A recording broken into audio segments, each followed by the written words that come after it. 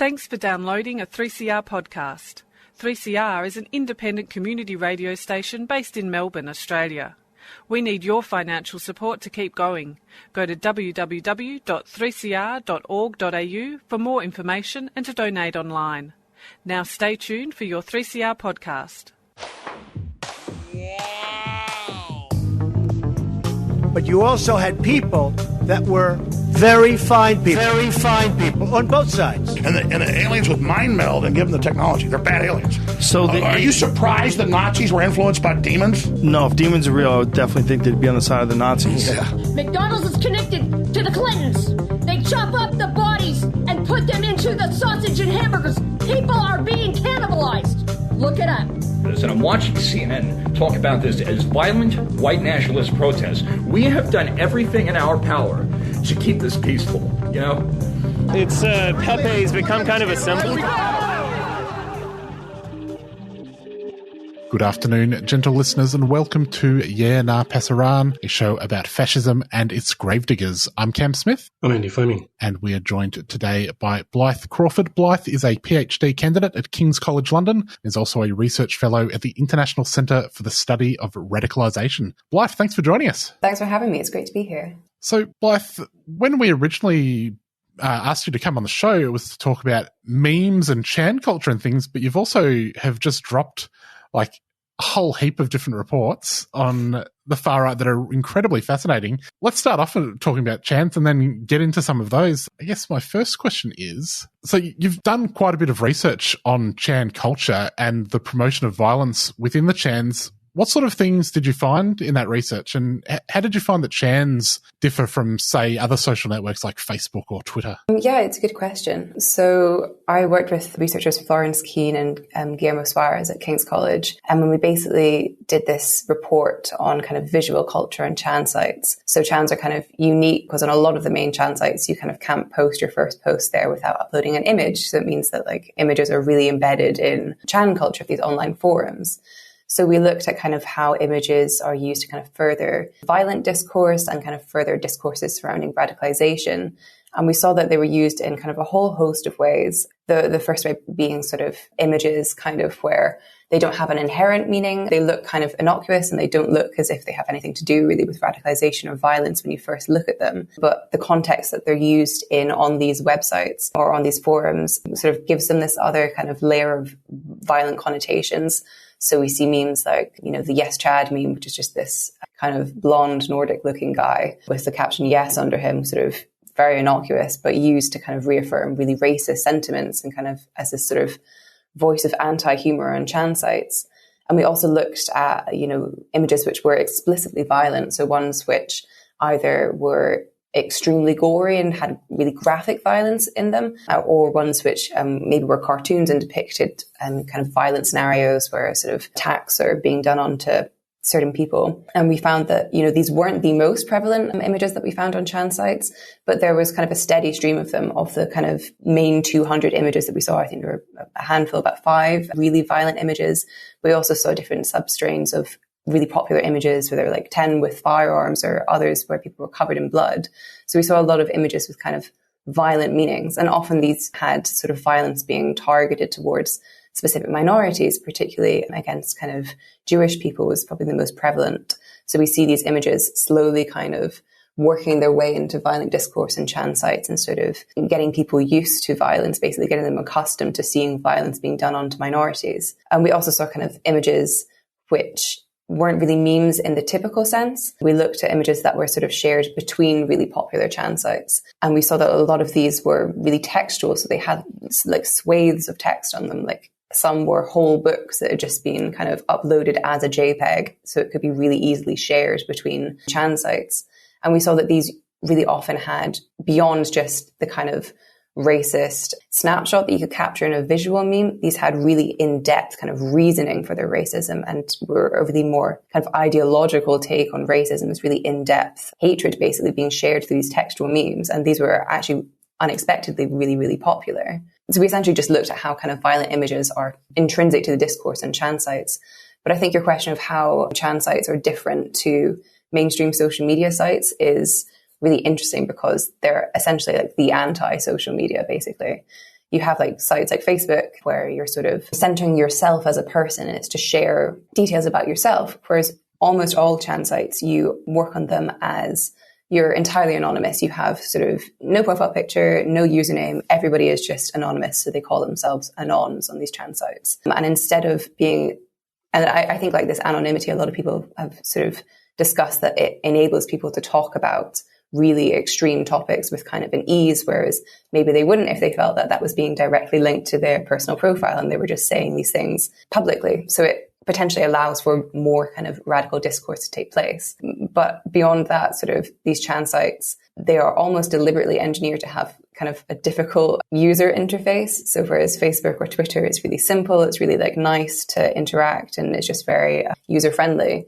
Chan sites are pretty clunky, you know, like they kind of imitate sort of early social media and this really sort of like niche kind of techie desire to return to early social media. So they're confusing to use when you first start using them. And this is sort of the first barrier to keeping people out and keeping these communities really small and really self-selecting. So you just get people there who are really, really dedicated to these communities. But I mean, there's so much that you can say about that, you know, that just means that you have people who are really dedicated to these Chan sites who are using them. So there's a real sense of community on them and a real sense of belonging on them, despite the fact that they're entirely anonymous. So yeah, I think it's a really interesting question. I could probably talk for, you know, the full hour on that. I'm interested in what you say about the way that the UX sort of drives how self-selecting the communities are. Someone was recently talking to me about how they thought that Facebook groups versus some of the conspiracy Telegram chats operated in sort of very different ways in terms of how open people were to being sort of red-pilled, where you could see someone in a Facebook group pushing a message, but just the constant stream within a Telegram chat, sometimes the fact that someone was deliberately manipulating you would get lost in the noise, but you would still be picking up that message. Yeah, I think it's really different to that because, you know, on Chan sites, you don't know who is speaking. So you have to judge the context of the message from what it says. You know, you can't see just one person continuously posting, or you can't tell that until you're very, very familiar with the specific kind of ways that posts are identified. So you're kind of left to judge just on the context of the post itself. So this means that a lot of the time posts are immediately distrusted and are immediately called out as somebody posting on them with intentions, whereas other times conspiracies are sort of trusted and lots of people pile in and back them, and you have this sort of hive mind forming where, conspiracies are left to kind of bloom on these Chan sites themselves. But yeah, I think it is really, really different. There is one particular conspiracy movement that came from the Chans that I'm sure we're going to discuss at length later on. Before we got into that, though, sort of two movements that we've seen come out of Chans would be sort of the alt-right out of, I guess, the poll boards, and then it's said that the Boogaloo movement sort of comes out of the K boards, which were the gun boards. I guess something that's always confused me is, you know, these two boards that are just on the same website. Why is it that these are considered to have had such sort of separate evolutions, I guess? Yeah, that's actually a really interesting question. I think that's sort of some of the tension of Chan sites, is that you can't really just say that they are sort of monolithically far right, because if you look on 4chan, there's like hundreds of boards there, and some of them are just, you know, dedicated to talking about, you know, comic books or music or stuff that has absolutely nothing to do with extremism. But then you have Paul, that is politically incorrect, the board name, that has kind of organically evolved over the course of 4chan evolving and sort of growing into this really radical space where sort of violent discourse and extremist discourse is allowed and is super common. And the user bases between different boards, just from my own sort of experience there, seems to be there is overlap and people do use more than one board a lot of the time, but it's absolutely not kind of duplicate communities. So you can have community on one board, say where you're talking about sort of techno music, right? And then you'll have a board where you're talking about My Little Pony, and there won't be a lot of crossover between those two boards. And K, the weapons board, which kind of talks about firearms and survivalism and weaponry, has sort of evolved parallel to Paul, with some sort of overlap between the two user bases, but not exactly talking about the same stuff. So you have Cave, which is a much, much smaller board and isn't just, like, none of these boards are just specific to 4chan, but this is where they have their biggest communities. But it's a much smaller kind of community on K, and they have explicit rules on 4chan that they don't talk about politics, right? And so if you want to talk about something political, even something like gun control, technically you're supposed to take that kind of chat to Paul, and K is just where you talk about sort of how do we use these firearms, what firearm is better than whatever other one. However, obviously that rule is not really implemented and it isn't enforced very strictly. So you do have a lot of kind of, you have racial slurs being used really commonly on K, and there was like a big sort of opposition to Black Lives Matter when it was kind of reignited in 2020 that was pretty prevalent on K as well. Some anti-Semitism as well, although far less prevalent than it is on Paul. So they've kind of evolved to have slightly different community nuances and different in-jokes between the two boards. I think that is why they've kind of spawned slightly different movements. But I think that's something that is so interesting, talking about the Boogaloo movement coming out of K, is that like really it was just the place where the Boogaloo term was used. This is shown by kind of Robert Evans and Jason Wilson in their Bellingcat article about it. Really it was just the place that the Boogaloo term was used to mean sort of civil war and kind of this accelerationist idea. But I think the fact that the Boogaloo movement has evolved on these more mainstream platforms to be this kind of amorphous movement where it's difficult to tell whether it's monolithically far right or it has some sort of far left influences is partially because it's come out of K, where the ideology is much more difficult to pin down than it is on these more overtly far right boards like Paul. In terms of the evolution of Chan sites, given that they had relatively innocuous beginnings, aside from anonymity and the affordances of, I guess, an anonymous use of the internet, what do you think it is about the visual medium in particular that renders it so easily available for the manufacture of right-wing and extremist propaganda? Ooh, that's a really good question. I do think the anonymity has a huge part to do with it. But I think part of it is just how the communities have evolved. They've kind of stemmed from this kind of dual influence from sort of like Japanese otaku culture in sort of the late 90s, early 2000s. So this kind of nerd culture in Japan that then fused with, and that sort of influenced 2chan, the Japanese Chan board, that sort of fused with this very early sort of edgy humor internet culture in the US, like the forum Something Awful. And these sort of fused to create 4chan. And so it's always had this really kind of fringe attraction to kind of people who maybe feel a little bit outside of mainstream society.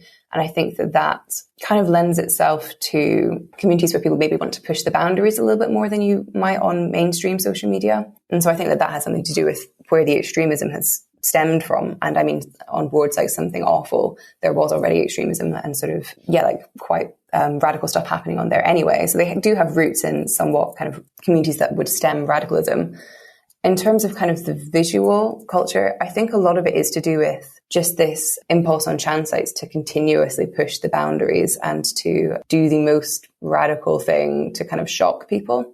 So things like posting kind of extreme gore, which happens pretty regularly on Chan sites, I think partially that's there to kind of haze other users and to be like, oh, if you can't cope with this gore, then you're pretty weak and like you shouldn't be chatting on these Chan sites, sort of keeping the community to be really dedicated. And it also kind of keeps new users out, like if this imagery is too extreme for you, then you shouldn't be using this. So it's this idea of just keeping the community pretty radical. And I think, a lot of it is just to do with shock tactics, I think, in terms of the visual culture, which keeps it pretty consistently extreme, basically. Recently, we've seen a photo appear on social media of a local football team and several members doing the OK hand gesture. And this has generated a discussion about, what's going on here? Are they going scuba diving and so on? I guess that's the other kind of factor that I think of when it comes to Chan culture and meme culture is the possibility of producing various forms of visual representation that allow for some forms of deniability, but which also further a particular they have political motivations. And is it possible, do you think, to extricate or unpack these sorts of images in a way that makes sense beyond the initiates? So if you take the OK hand gesture, that's become a thing. It's been used, but very often whenever it is, and there's some question as to the intent or motivation of the person using it, immediately there's reference made to all the other uses to which this hand gesture can be put. So what do you think it says about how important is humour and deniability in the manufacture of these memes and the ways in which this suits different political purposes. Yeah, I think it's hugely important. And I think that the example that you're talking about there, so the OK hand symbol, is like such an unfortunate dynamic that we have going now, that whenever it's used, it always harks back to far right and promoting sort of 4chan, basically. And it's super unfortunate because that is exactly why that was manufactured. You know, it started as a campaign on 4chan to sort of troll the mainstream and be like, we're going to make this symbol to do with the far right. So whenever somebody uses it, we can kind of claim them as our own, and it'll just be like a funny thing that we're promoting. And that's been going on for years, and it happens all the time. And it's just unfortunate that people almost keep giving in to what the users on 4chan initially wanted. And there have been multiple other attempts to kind of do the same thing and have the success of the OK sign again. You know, there are sort of campaigns to have the thumbs up be a far right sign, so you can just continue to troll mainstream people whenever they're using it and say it's a far right sign. So I think it's really sucks that that's what's basically happened, and they've been quite successful in that campaign. But I think the idea of deniability is so important, because on sort of Chan sites themselves, users can be really openly extreme a lot of the time. But also to somebody commenting on 4chan and sort of saying, look at all this extremism going on here, they have this inherent deniability, like you're saying, where they can just say, oh, A, we're just joking and this is just edgy humor, basically. And B, isn't it sad that you've taken this seriously? Like, you're being a nerd and you're being really stupid for taking this seriously, basically. So they can always kind of flip the dynamic back and make fun of the people who have taken them seriously. I think that's really important. Another thing that happens on Chan sites fairly regularly is this idea of kind of meme campaigns, and taking memes into other contexts and using them to kind of red pill or kind of convert like newcomers to the movements. So an example that has been used, I think, 2 years in a row now is Operation Pridefall. So this idea that users on 4chan and a few other chans as well would take kind of memes which are quite anti-LGBT and sort of a lot of memes which kind of compare sort of the LGBT community to kind of pedophiles, basically, and post them on mainstream social media, like visual memes, and sort of use those to slowly kind of draw people into escalating and further extremism. And these memes like really only work in that context if there is some deniability and they can be seen to not be extreme far right memes. So there has to be this kind of, they have to be somewhat innocuous to appeal to people on the mainstream until you bring them into these more extreme communities where you can be a lot more overt in your extremism.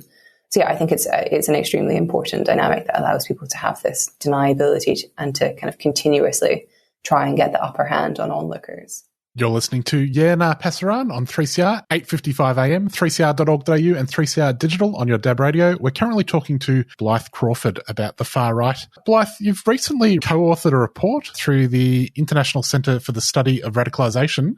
It's called Far From Gone, The Evolution of Extremism in the First 100 Days of the Biden Administration. And it's fairly in-depth. What did you find about what's been happening in these first 100 days? Yeah, in-depth is a good synonym for very long in that case. It is a long report. We sort of focused basically on looking... by the way, you should still read the report. It's long, but it's great. We sort of looked at the communities that were really involved in the insurrection in the US and kind of what has happened to them since the insurrection and in the first 100 days of Biden's administration. So we focus on key players like the militia movement, the Proud Boys, QAnon. These are the three that we really focus in depth. And then we also study kind of the wider movement because the MAGA movement is like a movement of individuals at its core. And we look at the narratives that different sort of individuals have used to propel them into the MAGA movement and to the more extreme spheres of it. So I think one of the first things that we cover is the militia movement. And we talk about how it's kind of had these different waves, and we propose that we should think about it as a 4-wave movement. So it started in the 90s, had this kind of uprising in the 90s, basically, where it gathered a lot of support, then had sort of a dip down into sort of the early 2000s, where it existed at a kind of lower level and had a lot fewer kind of adherents to it. But then had this second wave during the Obama administration, where it became really re-energized and sort of partially because Obama, as the first sort of African-American president, it became reignited because it has this kind of very tense relationship with racism, basically. And then again, sort of picked up during Trump's presidency, where they adopted him as their kind of ideal candidate. And so we look at it now as going into the fourth wave, where Trump, who they have so stringently and really emphatically supported, is now gone, and they are somewhat stranded without the person who essentially became their figurehead for 4 years. And we suggest that the movement, as is kind of exemplified by the Oath Keepers, who were one of the main players in the insurrection, kind of feels that the Biden presidency is essentially illegitimate, and sort of he got into presidency because of these voter fraud conspiracies that have become so prevalent on the far right. And so the idea that Biden is now president is, to some people in the militia movement, a sign that the New World Order, this kind of socialist government that will be imposed on the US, is being heralded in right now. And so there is a lot of anxiety among the militia movement that Biden's presidency will be kind of the end of the free world as we know it. So that obviously has huge implications for sort of future violence stemming from that movement. We also talk about the Proud Boys in a lot of depth, largely focusing on their huge rise throughout 2020 and how much they were emboldened by Trump specifically in that year, and how they rose to like astronomical success that they'd never seen before on Parler or Parlay, this sort of alternative Twitter, basically, which was promoted by sort of high-ranking Republicans close to Trump. And then contrasting that to what is going on with them just now, which is, by comparison, a pretty steep decline. They've lost their presence on Parler. They've been designated as a terrorist organization in Canada. They've seen splintering because their chairman, Ricky Tarrio, was working with the FBI for many years. So they've really fractured, basically, in comparison to how they were under the Trump administration. And so we look at the potential ramifications of that, warning that although they have a much smaller user base or sort of following than they did before, they're still, compared to where they were after comparable media shutdowns in 2018, they're in a much stronger position. And we're seeing factions of the Proud Boys social media presence really turn to open Nazism, open white supremacy. So while, there's always been an undercurrent of these things in the main Proud Boys organization itself, although it's been very, very, very, very clear in trying to deny this consistently, this is now a move by their secondary social media presence into overtly extreme right narratives, which is really concerning and shows that at least a large proportion of the Proud Boys movement are at least tolerant of these openly racist narratives. QAnon is another one that we do a huge kind of deep dive into and really look at what has happened to QAnon since Trump left office. And there's so much to talk about there because, Q has stopped posting. So for some time, the movement looked like it might have been stranded, but that is absolutely not what happened. It has just gone essentially from strength to strength on Telegram and alternative social media, where we suggest it's balkanized. So there are some sort of groups on Telegram, We the Media, where you have the sort of canonical QAnon conspiracy being promoted, but you have these other neo-QAnon channels like Sidney Powell and Lynn Wood, who are now they've sort of ingratiated themselves with the movement on the back of Stop the Steal and are promoting these kind of QAnon adjacent narratives. So you have different threats coming from these different communities. We've also seen QAnon being preyed upon by the extreme right and sort of a merge in some QAnon communities into open white supremacy and these really, really openly extreme communities. And then finally, we also look at kind of the different narratives that people have adopted and how these have shifted and been kind of strengthened under the Biden administration, with the emphasis that during Trump's presidency, essentially these narratives were allowed to kind of have free reign basically on social media, and a lot of people saw them as being sort of enforced by Trump himself. And although that influence is no longer there in the mainstream view for the movement, it's still really continuing sort of underground, sort of not on Facebook anymore, but on Telegram, and gaining strength there basically and becoming more compounded and potentially more extreme. Blyth, I was curious, in the report you refer to this concept of ideologically motivated violent extremism, which you also note is a term that has recently been employed by the Canadian state security. Australian state security have also recently adopted this term in place of right-wing extremism to sort of a mixed response across the political spectrum. I was wondering, what was it that made you and your co-authors decide to use this term? Yeah, that is a really good question. I think that it really was a decision because we were keen to have this report kind of be useful and be something that is practical to governments, basically, rather than just a very academic analysis. So I guess by adopting sort of this term, it has practical usage and it can be something that is basically being practically useful. That was really sort of the basis behind it, rather than an academic preference for one term or the other. But I think if you get into that wider kind of definitional debate, it does become potentially problematic at some point using the term far right, because a lot of kind of the influences on the far right are not typically right-wing influences. They're sort of bonding with like influences on the left and sort of environmentalism, becoming like a big kind of far right ideology. So at times, and a lot of people on the far right would of course deny that they are in any way sort of related to conservatism or that their views are far right. So it can be a difficult term to use in some contexts, but really it was more of a practical decision rather than sort of a deeply held academic preference for one term over the other. Blyth, there's also been there's actually a federal government inquiry taking place at the moment into extremism and radicalism in Australian society. But one part of those debates is about the applicability of the term terrorist. And that's partly because the Canadian government has designated the Proud Boys in Canada a terrorist entity. Just recently, the Canadian franchise has declared that it's dissolving.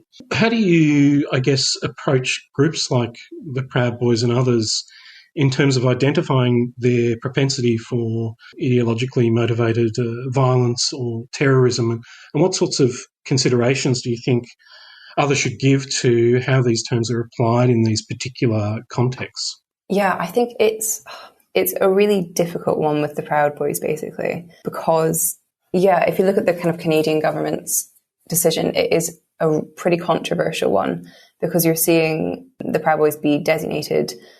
It's a political designation, so just being a member of the Proud Boys isn't a terrorist offence, but it means that violence that they carry out under the name of the Proud Boys can be charged with a terrorism offence, and it has sort of ramifications and kind of finances, basically, that can be restricted. So it's a very difficult one because I do see sort of the appeal of being able to condemn violence as part of this movement as terrorism, and I can see that does make sense. But you're seeing this movement be condemned alongside movements which are essentially very different, like Atomwaffen and the Base. It was designated alongside in the Canadian context. And these are really different movements in that Atomwaffen and the Base very openly organise violence against minorities and are very, very openly anti-Semitic, whereas the Proud Boys have denied these things consistently. They've denied being racist. They've denied being violent. They've denied anti-Semitism, although these things spoke about before are a constant undercurrent of the movement itself. But to designate it as a terrorist organisation is difficult, and it's one that I think the Proud Boys, it has impacted them because it goes against exactly the public image that they've always wanted, which is to be part of the mainstream discourse and sort of a main player in political discourse, basically in the mainstream. And to call them a terrorist movement severely limits how much they can do that. But on one level, it also reinforces their argument, which is that they are being politically prosecuted and that there is a bias against the far right. So although that really isn't the case, it sort of reinforces their narrative. So it's a very difficult one. And I think it will sort of remain to be seen how it plays out and whether the Canadian faction, as you've said, disbanding is, if that is them disbanding entirely or if that is them disbanding formally as Proud Boys and maybe moving into something else. All this kind of remains to be seen. And I'm interested basically to see what the ramifications are because I concur that it's a controversial decision. So it'll be interesting to see how it plays out, basically. In writing about militias, you've identified these various waves, and the most recent wave you've noted has this element of not seeing the current US administration as being legitimate. I guess when I think about the way that the Obama administration was considered, there was also, I guess, besides the racialized element, there was the birther conspiracy in which he was also considered legally not legitimate by these people. How do you think that this current wave is going to play out differently to the wave we saw during the Obama years? I mean, obviously, I don't want to speculate too much, but I think that there is this kind of difference between the two waves in that during kind of Obama's administration, that was a continuation of the movement still not having a figure that they felt that they identified with, right? So they had maybe backed some political candidates, but they'd always been like these fringe candidates who didn't get spaces in political office and didn't get the positions that they were really running for. And so they could continuously back candidates, but not have to sort of invest in them for the length of their political careers. Whereas we have Trump that, as we highlight in the report, even during the initial stages of his campaign, although he was quite quickly adopted by the movement because of his kind of birtherism and his policies on immigration, on illegal immigration, he was quickly adopted, but there was still some skepticism as to whether he actually had a chance at getting into political office. So when he did obviously get the presidency, that was really the first time that the militia movement had a figure that they could actually support and that they felt represented them in the highest political office in the US. And so, as we say in the report, this has sort of big ramifications of how the movement shifted under his presidency and how they became more focused and more targeted against the political left rather than government as a political institution itself. So now that they have gone from having this mainstream support or what they've seen as mainstream endorsement to suddenly having that being taken away, there is a contrast there that wasn't there during Obama's presidency. So I think that the potential there, because of the sort of starkness of this contrast, there is a potential sort of basis that the movement has been mobilized during Trump or has been reinforced during Trump, and losing that will be a really big blow to them. So it could potentially mobilize them into further action, as we saw on January 6th. And there's some possibility that that could continue sort of underground and they could continue to be mobilized in potentially a more extreme way than they were during Obama. But I think basically the key thing is that they've had the support and now they see the support as being ripped away from them unfairly, essentially. And I think that there is that potentially is a really worrying dynamic for them to have going forward. I'm also curious, there's this sort of through line throughout all of the waves of this idea of a new world order that is going to bring in FEMA camps and lock people away for the crime of patriotism. They got through the Obama period without the FEMA camps kicking in. They got through COVID for the most part without these things appearing, which would have been the perfect time to bring them in. Has the prophecy failed? Is there a lack of institutional memory within these groups? Or we've seen the perfect opportunity for these camps to appear. They've failed to do so. Do you think this will have any impact on the movement whatsoever? To be skeptical, I think no, probably. I think that the kind of basis of the question, it rests on this assumption that the prophecy can fail. And I think that is debatable, basically. I mean, I think for the movement as a whole to turn around and say, we were wrong, this isn't going to happen, or this hasn't been happening, I think that is probably quite unlikely ever to happen.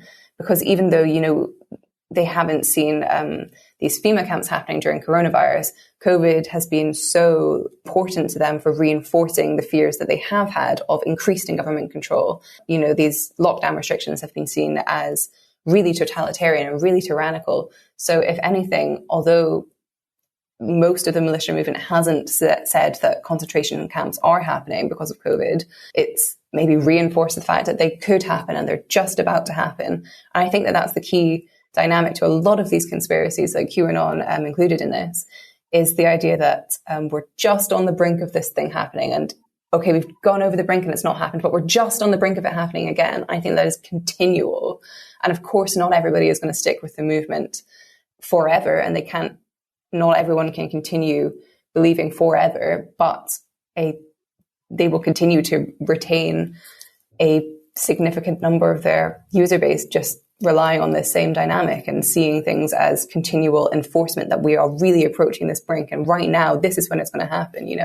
It's a dynamic that doesn't always really have an expiry date on it, I don't think. You've recently written with Mark a series of articles examining women's participation in Q, and especially the political careers of several politicians in the United States who seem to have been able to translate their commitment to or flirtation with Q into political success. And again, one of the questions that's kind of raised in this domain is, to what extent do these figures genuinely believe? To what extent are they simply pragmatists? They recognise that there's a market for these sorts of ideas and embracing it will help further their political careers. To what extent do you think this is a matter of fervent belief as opposed to political pragmatism? And secondly, given that these are almost exclusively, I think, Republican Party figures, what currently do you think is the situation of Q within the Republican Party? And, has the Trumpist experiment been so successful that it's colonised the Republican Party to such an extent that Q has become kind of like a default register that aspiring politicians need to at least acknowledge if they're going to be, win the support of the Republican base? Yeah, I think that's, again, another really good question. I think that in terms of the political belief versus pragmatism of capitalising and trying to gain votes, I think that's something that we didn't want to directly kind of get into that argument too much in the piece itself, because you can't really tell, essentially, whether somebody is just trying to capitalise or whether there is a really deeply held belief there. But I guess there was a tension between some candidates, like one that we talk about is Elizabeth Felton, who it seems like had some conspiratorial belief during her run for office and had sort of been deeply distrustful of the media, but seemed to sort of suppress that during her run. And then after she was ultimately unsuccessful in getting on the ballot for the congressional elections, that was when her QAnon belief really came out and she felt like she could be more free on social media.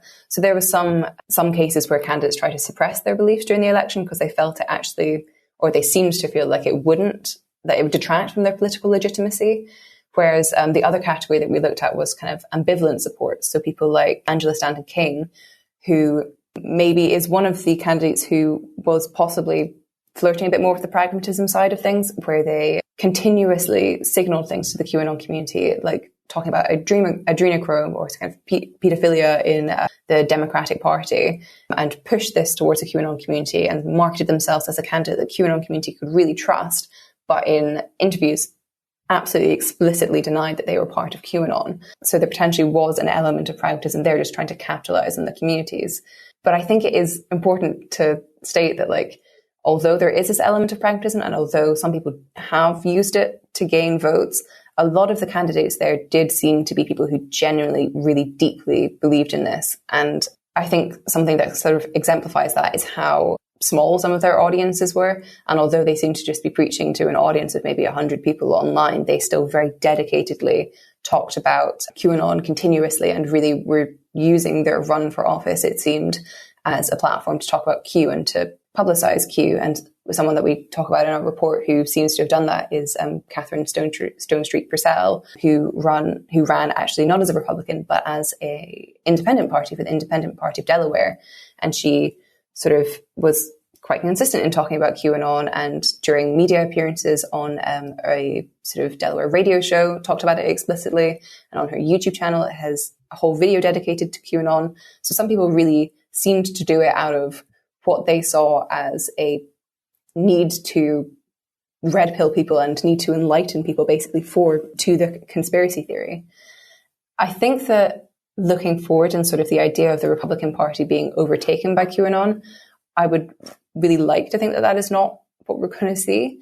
But I think that Marjorie Taylor Greene and Lauren Boebert getting their seats in Congress is something that has really spoken to the QAnon community and has sort of legitimized it to some followers of the conspiracy, particularly at this kind of, we're seeing QAnon candidates at a local level at the moment applying for sort of roles in local government, and a lot of people are currently gearing up for their 2022 campaigns that they will run for Congress seats as QAnon candidates again. So there is some idea that QAnon candidates can get elected into Congress, and Marjorie Taylor Greene in particular has exemplified that. And I think that Greene in particular is kind of such a emblem for the movement at the moment because she was an early adopter of the conspiracy. She believed in it since 2017 when it was still on 4chan. So it was really in its infancy. She immediately was attracted to it and continuously pushed it, I think, over a year until she started sort of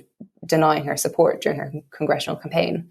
I would like to think that other candidates don't have to appeal to QAnon, because I think it would be cynical to say that, all Republicans have this conspiratorial mindset, which absolutely is not the case. There are sort of Republicans who are really upset that the QAnon seems to be creeping into the party. And it's obviously seen as a sort of detrimental thing that is polluting politics. But I think that it's a difficult position at the moment for the Republican Party, because that is, it's really been seized upon by QAnon candidates as the party that they absolutely see themselves affiliated with. So it's quite difficult. And I think that, like, a stat that we talk about in our piece to do with female candidates is that 1 in 7 female Republican candidates who were on the ballot for the primaries were QAnon candidates and had shown some belief for QAnon. So it's not a question that comes out of an unfounded, speculation. It's one that has a basis in that QAnon really does seem to be creeping into the Republican Party. So I guess my answer is I hope that's not the case, but who knows, really. And how have the first 100 days of Lauren Boebert and Marjorie Taylor Greene's political careers been? I mean, Lauren Boebert is one who, she really did explicitly try and deny the fact that she was part of QAnon. And although she kind of made these appearances on QAnon shows, has had less of impact on the movement than Marjorie Taylor Greene has, because Marjorie Taylor Greene has so consistently adopted conspiracy theories and was one of the most major voices in pushing Stop the Steal, the voter fraud conspiracy theory. I think just their presence, though, both of them, is really influential and shows, and I think that we really cannot ignore the fact that they are part of this potentially extremist movement, and now they are in Congress, so we cannot overstate the impact that will potentially have. I think Marjorie Taylor Greene in particular has had a big impact because she has really not given up and has consistently backed conspiracies during her first 100 days. She went in there and right off the bat attempted to file these articles of impeachment against Biden. So clearly making her opposition clear and wearing these face masks, with censored on them, and Trump won. And she has, as we highlight in our report, continued to signal directly to the QAnon community as well by posting sort of social media videos highlighting key QAnon phrases like drain the swamp and entering the storm and stuff like that. So she is continuing to reinforce the movement and speak to the movement as one of the main figureheads of it. And essentially every social media post that she makes is something else that really reinforces the QAnon movement, basically. So she's really only reinforcing them at this point. Well, I think in terms of explaining the particular attractions that Q may have for women, one factor is the desire to protect women and especially children from abuse, and that's been demonstrated through or utilised through the adoption of hashtags like Save the Children and so on. I mean, I find this quite interesting but also somewhat sinister. How do you think that this kind of adoption of this rhetoric aids, or more likely perhaps impedes, attempts to address child sexual abuse and men's abuse of women in US society and elsewhere? Yeah, I think that's one of the really difficult things to grapple with the QAnon conspiracy, is that it so often does come from, a genuine desire to protect people and to make the world a better place. So on some level, it's one of the easier conspiracies to understand why people get so impassioned about it, because they truly do believe that they are saving children, basically. But I mean, as you say, Save the Children, the actual charity, issued a statement that they really wanted to distance themselves from the hashtag that the QAnon community adopted. And I believe other charities have made statements saying that the number of calls they get related to QAnon communities and QAnon campaigns impedes their ability to effectively carry out their work, actively helping children who really are targets of this abuse. And yeah, I think that definitely obviously does have impact on actually helping children.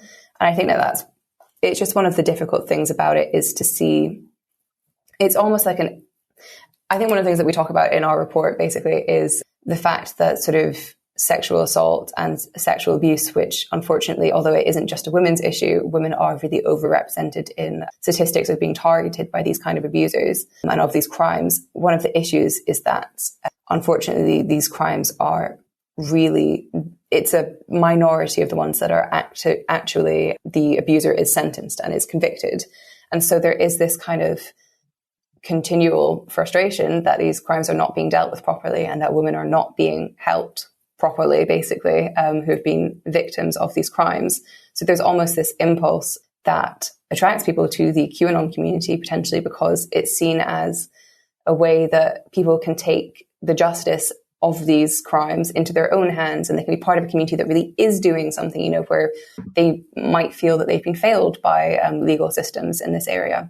So I think that all around, the fact that this narrative has potentially particular resonance with women, it makes sense when you consider how sort of sexual assault is being dealt with in regards to women, basically. And it's just so unfortunate that it is channeled in a way which impedes justice being done rather than a way which actually enforce justice happening for these kinds of crimes. In the Far From Gone report, you identified transphobia as a major sort of new front in, I guess, for lack of a better term, the culture war, although it's so much more than that. How do you see transphobia manifesting as we move on from these first 100 days across these ideologically motivated extremist groups?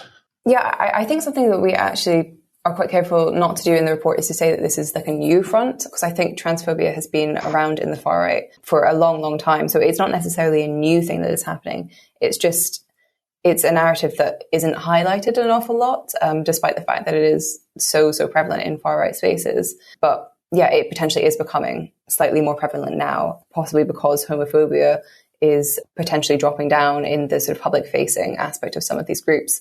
But something that we talk about in the report is the idea that transphobia in the first 100 days of the Biden administration is often being targeted against Dr. Rachel Levine, who was appointed by Biden, who is the sort of first openly trans person to serve in sort of US political office.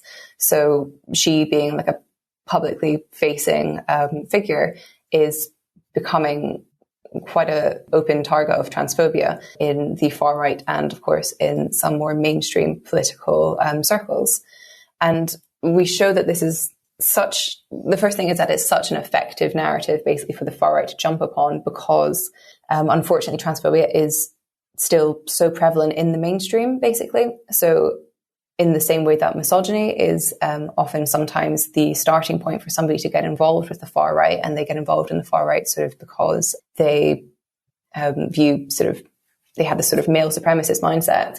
Transphobia can also be sort of the starting point for somebody to get gradually ingratiated towards the further far right mindset, and it can be kind of the tipping point for them to draw them into the movement. And it's also something that, because it is so mainstream, potentially softens the movement to people from the outside. So that's sort of the first thing that we sort of talk about in the report. We also talk about how it is a really effective narrative for the far right because a lot of the time they have really, really strict gender roles. So we talk about the Proud Boys in particular, having this Western male chauvinism and this idea that sort of men do the violence, women do the cooking, basically, you know, men be the breadwinners and women sort of stay at home. We talk about how transphobia is sort of seen to violate, or trans people in general are seen to violate these strict categories and seen to be kind of a corrupting or a byproduct of the corrupting influence of modernity on traditional gender roles. So it is something that also kind of reinforces other aspects of far-right belief. But it's something that we really, really wanted to highlight and make part of our, you know, executive summaries and one of our main findings, because unfortunately, for one reason or another, it just isn't highlighted enough, despite the fact that I think there was a comment on Twitter that I think Q Origins Project said that, you know, you can't spend 4.5 seconds in a far right space online without encountering transphobia. So I think it's a narrative that needs to be given a lot more attention on how it is really coming to prominence in far right spaces, because it is one that has a lot of potential to creep into the mainstream and to push the far right back into the mainstream again. Along with transphobia, recently in Australia and the United States, there's also been a development whereby something called critical race theory has come under fire and is being portrayed as being also not only a sign of a certain form of Western decadence and deracination and so on, but a key tool used by leftists to subvert racialised order. In that sense, I guess it has some parallel to the ways in which people who are trans are understood to be embarked upon a project of gendered subversion. Is critical race theory something that you've identified in your research as being a particular concern to the far right? And do you think that, given recent outpourings of concern over the subject, that it will join the ranks of all the other key concerns of the far right in the United States and in Kew? Yeah, definitely. It's not something that we specifically highlight in the report itself, but it is definitely one of these narratives that has become particularly part of kind of the slightly more public-facing aspect of the far right, and, you know, the MAGA movement itself, as being, you know, the example of the left creeping into mainstream institutions and controlling these institutions. So ideas of cultural Marxism have really infused with what is seen as the creeping influence of race theory.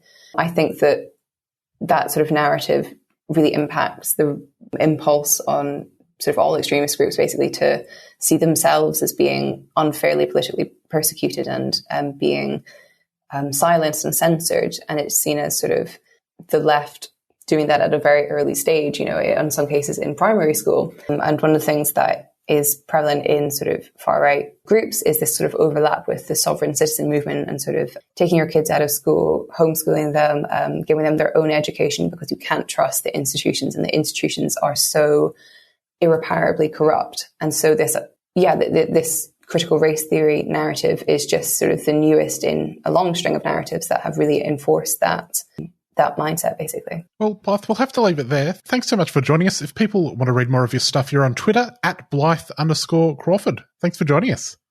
Great. Thank you so much. It was great to be here. Well, Andy, that's all we've got time for. Global Intifada is up next. See you next week. See you later.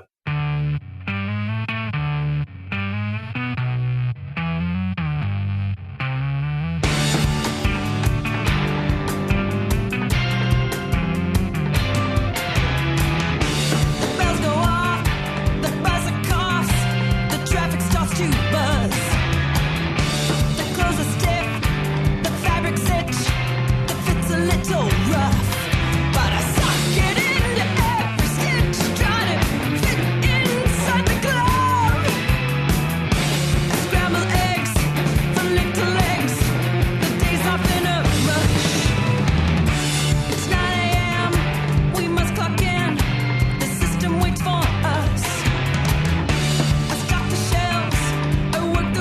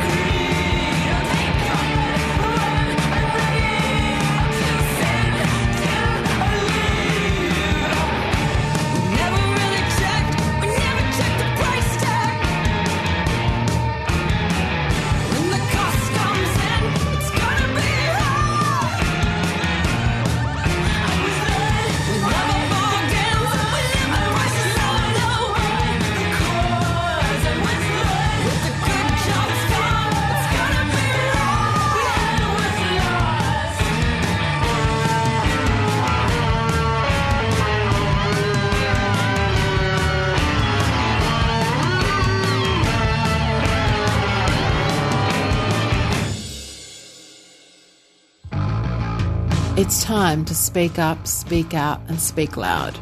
From an idea born on a park bench outside Liberal Party headquarters, where hundreds of women told their stories of sexual violence, introducing Feminist Fridays.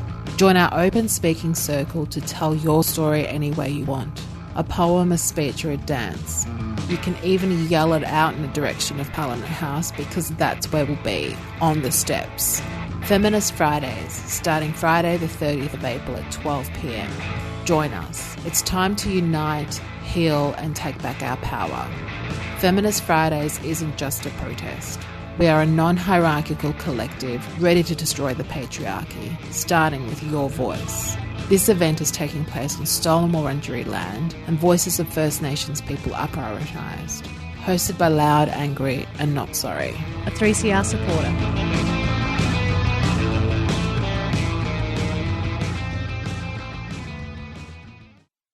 Smartphone Stories is a fun, free workshop for anyone in the community who would like to make a film using just their smartphone. We're coming to the city of Yarra at the Bagunga Nganyin North Fitzroy Library on Monday the 3rd and Monday the 10th of May.